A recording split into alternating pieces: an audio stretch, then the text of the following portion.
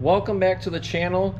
Today is one of the most awaited and looked forward days for this part of the build on the Project VR4. We're going to be doing some motor work. Specifically, we're finally going to be touching and talking about the turbos, which is going to be the whole entire basis of this build. So let me throw some stuff up on the bench and then we'll get started.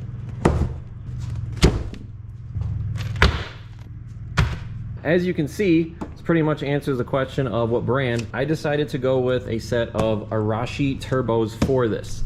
There's not a whole lot of options out there currently for the VR4s. Some of the best turbo options, bang for buck, for these cars are going to be the Arashis that we have right in front of us. The other big brand is going to be Kinugwa. They come out with some pretty good stuff, and the reviews and results that are coming from the products that they make is pretty decent. In addition, they also warranty and back all of their stuff. Let's open up one of these boxes. We'll get one of the Turbskis out, set it on the bench, and then we'll kind of do like a side-by-side comparison with the stock ones.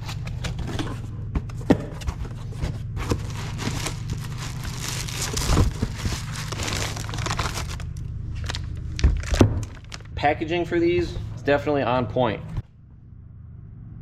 And I feel like it's only right. Set this on for the episode. They do include a free hat. The stock turbos that come on the VR4 engines is going to be the TD04 9Bs. Now there's a lot of different upgrade sizes that you can get. Some of the most common ones are going to be 13Ts, 15Gs or 15Ts, 19Ts, and then 20Ts. Those are the majority of the most common sizes. Usually the bigger the number, the bigger the turbo. These are the TD04 20T turbos, 20T 6x6 blade 3000 GT. This is essentially the biggest turbo that you can get for the TD04 manifolds that I am aware of, and also that Arashi makes. The 20T is absolutely nasty. It is one nasty turbo that is definitely favored, and it is an awesome performer when it comes to results that are dyno proven and also just a well-loved and liked turbo. Now this isn't just any 20T. This is going to be, it has the 6x6 blade in here, as well as it is an anti-surge. You can see these little like drilled out holes that are around this, as well as it is the KBT ball bearing, which is, from my understanding, a newer version that came out from Arashi. It's a little bit better than the old thrust bearing style. It should just spool up a little bit quicker. Any TD04 is going to spool up relatively pretty dang quick. We're gonna do a quick side-by-side comparison. I'll get these hopefully off of our precats because we'll need those to swap over. And then we can go into a full install of getting these on the car. Let's just take a look. This is a stock TD04 9B. And then on the left, we have the 20T over here. And just look at the comparison on those inlet sizes. We're gonna have to get a bigger coupler to fit over top of this because it's like 3 times the size almost. And check out the wheel on this too is just absolutely insane. That versus this, can't even hardly get my finger in there to spin it. The stock turbos, these are good for right around 400 horsepower or about 300 all-wheel on pump, 93 gas. There's no reason to even get into E85. Most people don't run E85 with the stock turbos, but any of the bigger TD04 platform stuff can get you right around 400, maybe a little bit more on pump gas. With these being the 20T turbos, these should be good for right around making about 750 horse, somewhere in that area and region. Now you got to have proper fueling and all that stuff to do that. Now diving into that a little bit, what are the power goals? What are we looking at trying to do with this setup? So I chose to go with the TD04 20Ts because we are going to hopefully get this car tuned on E85 as well. But on pump gas, we're looking for a nice, cool 450 wheel, which I think we can do. And then if we get this tuned on E85, we should be able to hit about mid 500 wheel. About 550 wheel is the goal. And that should be cakewalk for both of these with proper fueling and setup. Hopping over here to the motor, this is kind of the reason why I didn't actually go about rebuilding this motor. The second gen VR4 motors are a little bit stronger because they have a 4-bolt main in the bottom of the motor, as well as a forged crank. Because of that, there's quite a few people that are making 600 plus all-wheel horsepower with these stock long block motors. And I'm not looking to shoot for the moon, but I think that we should be okay running these 20Ts because this motor should be able to handle what we're gonna throw at it, and that's the reason why we didn't rebuild it and go with forged pistons. We're just gonna stick these on there and work on getting these fitted up. We'll take off all of our old parts, and then I'm gonna go into doing a fitment guide to show you guys how to get these on, as this is my first time doing this too as well. One of the other cool things about Arashi's turbos is they also include these adjustable actuators, which are really nice because you can change out the springs that they include in the kit and run different boost pressures with these actuators to change up your boost. We're gonna have to swap these out too as well. We are gonna start by bolting up the front turbo, which is going to be corresponding to this one. I have my 3 manifold bolts right there laid out. These are what's going to start us. And I did throw a little bit of anti-seize on them after I cleaned them up. Let me get the camera set up and we'll go string this on.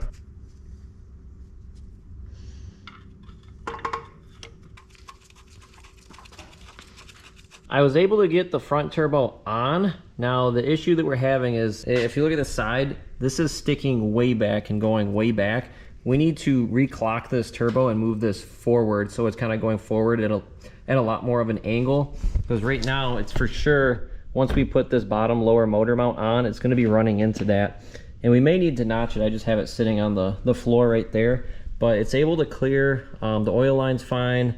Everything fitment wise is fine. This is the front stock turbo right there. It's about how it would go down, but you can see how much further back that one is pushing that way versus this one, which comes almost straight down. I would say close to straight down. Taking off this big V-band clamp right up front. It's a 10 millimeter.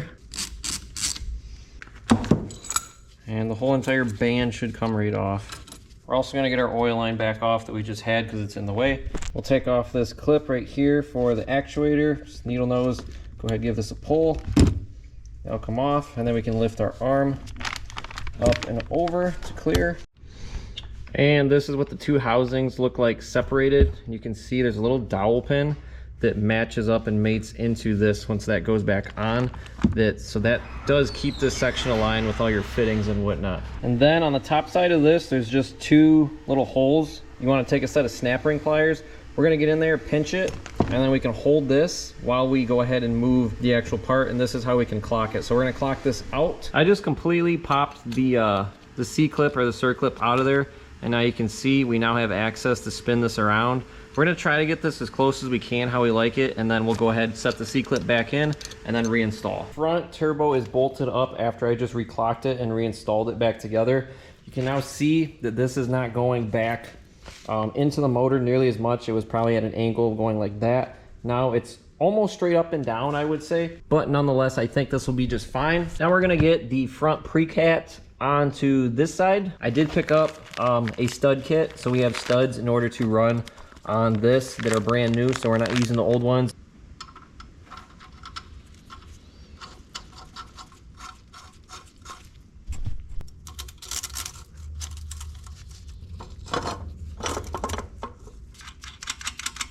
The front is done. The only thing we'll need to do is get all these lines, the coolant lines, the front, the rear, they should all fall into place. These ones do fit the factory stock settings. Looks like I might maybe need to cut the rubber hoses down just slightly in order to get them to fit in here a little bit better, just based off of the angle that I put this.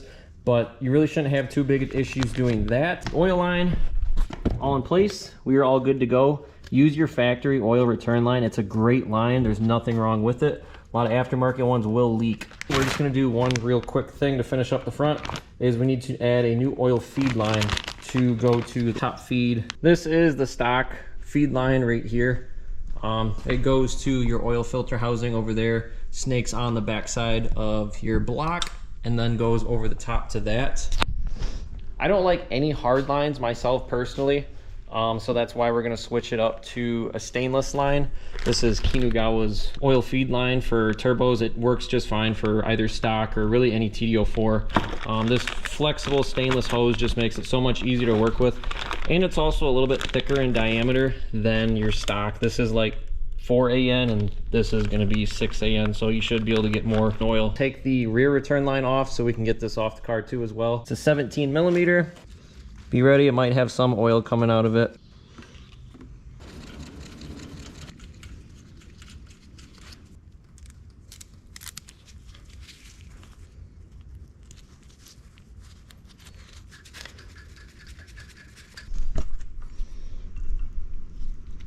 Now we're gonna be working on installing the rear turbo since it looks like everything is going well with the front. Now with the rear, I have not touched this or did any reclocking with it, but looking at it side by side with this and also looking at it on the motor, it looks perfect. So I'm not gonna touch it out of the box. It should be the same for pretty much anybody else. So we're gonna leave this, we're gonna pop it on the car and we'll kind of see where we're at with it.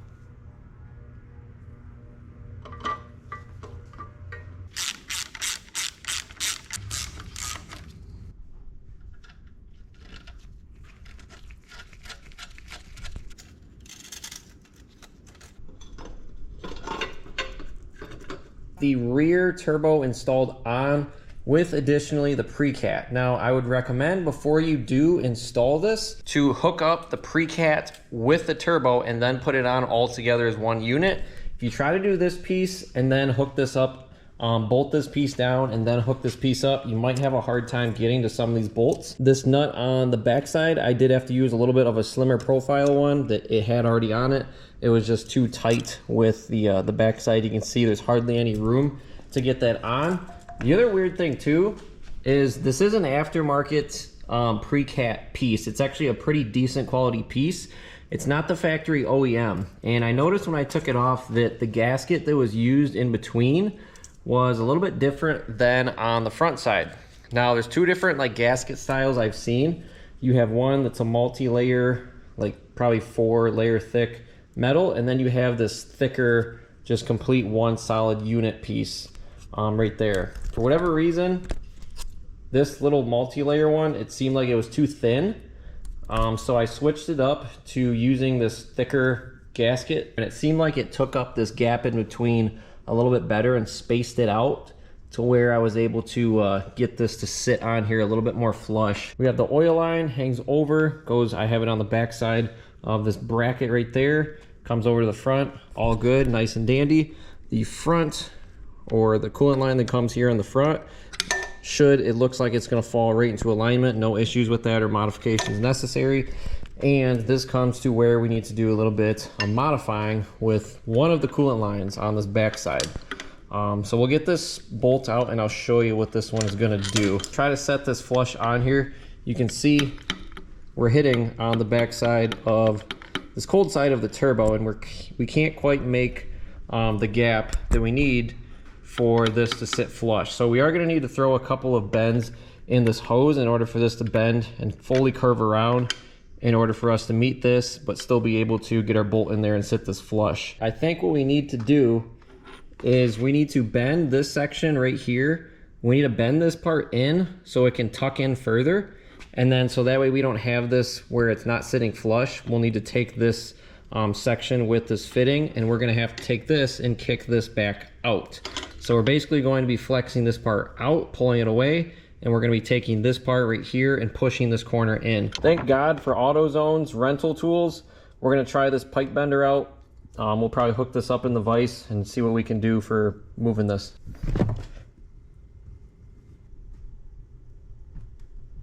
We can curl around this actually pretty good right now, so that did a significant difference. This is pretty much just trial and error.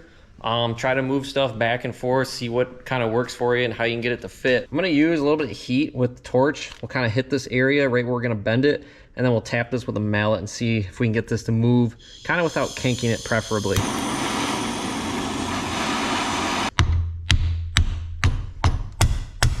So we'll go in, boom. Look at that. It does almost touch on the backside of this cold side, but that's gonna be okay. Looks like we'll be able to get the bolts in, and this comes right around back to that factory line. We're gonna need to get a different line. We'll have to extend out this one in order to reach it, since we did have to bend this one and kind of make it use a little bit more of its length. But that's really the only other modification necessary, is we'll get one of those lines. I definitely do also want to take a chance to kind of just repaint these and freshen these up. There's a little bit rusty, crusty. We'll get that cleaned up, and then I think this last line is good and gonna be good and set to go. We are now going to torque up all the manifold and pre-cat studded nuts on this side. So per the manual spec, these go from anywhere from 40 to 47 foot-pounds. And that goes for these 3 bolts on the manifolds for both the front and the rear, as well as the nuts over here, all 4 of them for this.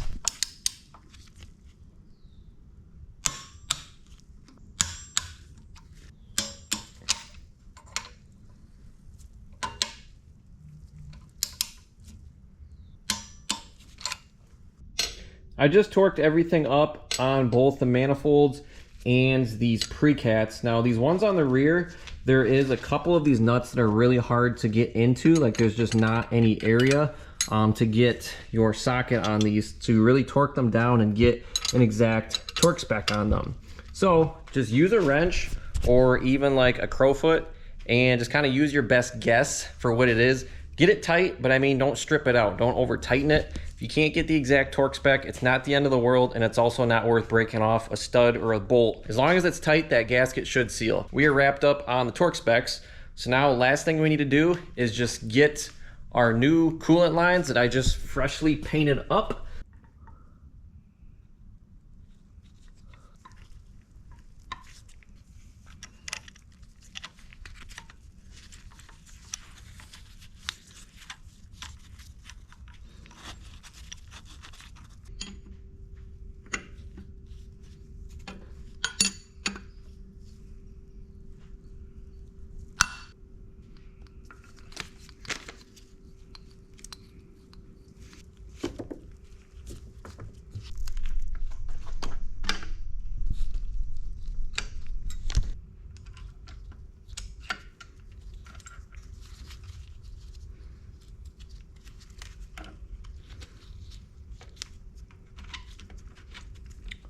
The rear coolant line on, I did have to extend this hose piece that goes from the coolant line probably about 1 inch or 2, but this is on here, fastened up, ready to go. We can tighten this down. That is all good, which brings me to the rear. Looks like we are running into a couple more hiccups. You're able to get this bolted in just fine. You can see there's a little bit of a gap, and this is already pretty much almost tight, but right underneath this fitting, there is like another little bolt. If we look at the front, you can see how it has these right here, these like Allen key bolts that hold in some of the internals and stuff. That's where the bottom of this fitting is actually catching onto and it's keeping it from bolting in all the way. And it's not really a spot where you can bend your actual coolant line bracket, because it might potentially break it. And if we try to thread this in all the way tight and force it, it may end up stripping out the internals on this. So I'm not really quite sure what we're going to do about that. And then if we go over to the front of the motor, we have again the front one on. This one, no problems, we're able to tighten it up. And then we go to the rear, and I actually couldn't even get the rear on. It looks like we may end up having probably the same issue, because it has that fitting underneath on the bottom side. And it also kind of looks like the motor bracket on the bottom section that's underneath is also getting in the way of it and not allowing this to go in. In addition, probably going to be running into the same issue with this fitting, because that piece comes straight up and down and sits flush on your turbo cartridge, just like the rear. Wasn't really expecting to run into this issue. I am done messing around for the fittings for now. I may have to end up ordering some type of a custom coolant line kit for this, which isn't really too big a deal. It shouldn't be that expensive, and we still have time in order to get this on the car. It's not pressing or anything like that. Last thing I want to do is swap out the actuator springs in this, because we are running this on currently the stock fuel system and stock ECU. We're gonna jump over to the bench where I have all my springs to run in these, and we're gonna go over what springs I'm gonna be running. Let's cover the actuator springs for this. We're gonna get mine set up to the boost pressure, hopefully, that I am desiring and wanting to run with these 20Ts. If we look at all these different springs, we have a bunch of a variety of different colors that comes in the kit. Now you can look it up online. I think they include it, I'd assume, in their turbo kit, but I'm kind of going off of this graph that tells you what colors will get you up to different boost pressures to set your actuators at, so you can hit your target boost that you're looking for if you're controlling it with these actuators, which initially I'm going to be. We need to change out that spring that's inside of these actuators. I just did the one on the front. I'll show you how to do the one on the rear. We're gonna be changing this up and putting in just a single purple spring, which is going to bring us, bring our boost down to right around 7 pounds, which is the most that is recommended to run with the 20Ts on a stock fuel setup. So we're gonna be keeping that for just a little bit, and then obviously later on we'll turn it up a little bit and change out the actuator spring, and also control the boost via either the computer or a boost controller. Your spanner wrench, this comes included with the actuator kit. This is how we get this big red locking nut collar off. So righty tighty, we're gonna go lefty loosey right now. And make sure to kind of have your hand on this because it can tend to fly off. We're just gonna kind of pry it off.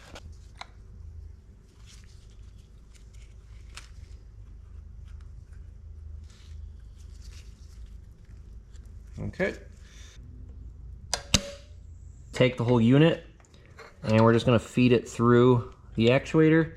Comes all the way out. Currently we have 2 springs on this actuator that come from the factory for that 0.9 bar. It looks like it's going to be the pink and the purple. So to get these out of here, we'll just take the top and twist this counterclockwise. And we just want the purple, so we'll take the pink and set it off to the side. Purple, put it on, take your other piece, screw this back on, make sure it's seated in here nicely. Now we can go install this.